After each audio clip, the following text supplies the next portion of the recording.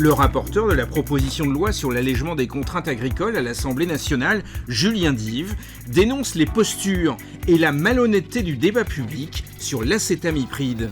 Le texte prévoit de déroger, dans certains cas d'usage, à l'usage de néonicotinoïdes. En fait, de un néonicotinoïde, l'acétamipride. Pourquoi un seul ? Les néonicotinoïdes, ce sont 5 substances. Le politique s'est saisi de la question des néonicotinoïdes en les interdisant tout net. Et l'interdiction tout net en France a donc proscrit l'usage des 5 substances néonicotinoïdes. Sauf que l'EFSA, qui est aussi une agence scientifique, et au niveau européen, a étalonné le sujet sur 4 substances. Les 4 substances ont été, pour 3 d'entre elles, interdites en 2018, la dernière en 2021. Et donc il reste l'acétamipride qui est autorisé jusqu'en 2033, qui est d'ailleurs évalué, qui est aménagé. Il y a des seuils de tolérance qui ont été revus à la baisse. Pourquoi ? Ça montre juste que les scientifiques étudient, réévaluent sa vie, quoi. Et d'ailleurs, c'est même plutôt positif, c'est même plutôt sain de le voir vivre comme ça. C'est-à-dire que ce n'est pas des dingos qui ont dit « Ok, on y va, et puis on verra le sujet en 2033 ». Non, il y a une prudence. Et je pense que cette prudence doit au contraire nous rassurer. Et donc, en fait, tout le monde peut l'utiliser, sauf en France. Et donc, ce qu'on propose juste au travers de ce texte, c'est de déroger à ce qui a été fait dans la loi de 2016.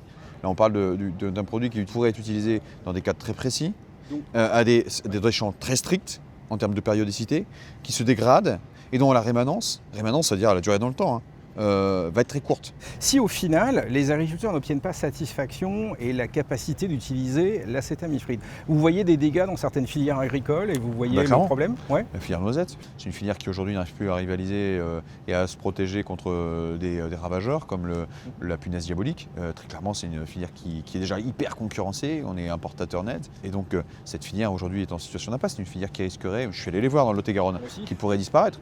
Mais pas que, par exemple le navet, par exemple certains vergers, la betterave qui aujourd'hui est en train, on a déjà constaté dans les champs la présence du puceron vert porteur du virus de la jaunisse qui est en train de se propager dans les champs de betterave et qui risque d'affecter les rendements de betterave à sucre. Ce sont des filières qui sont mises en danger. Mais en fait, ce dont on ne se rend pas compte, enfin, moi je le sais, mais ceux qui s'opposent à tous ces sujets-là ne se rendent pas compte, c'est que derrière les individualités d'agriculteurs, il y a des structurations économiques, il y a des productions, il y a des industries, il y a des emplois, il y a cette souveraineté et cette autonomie.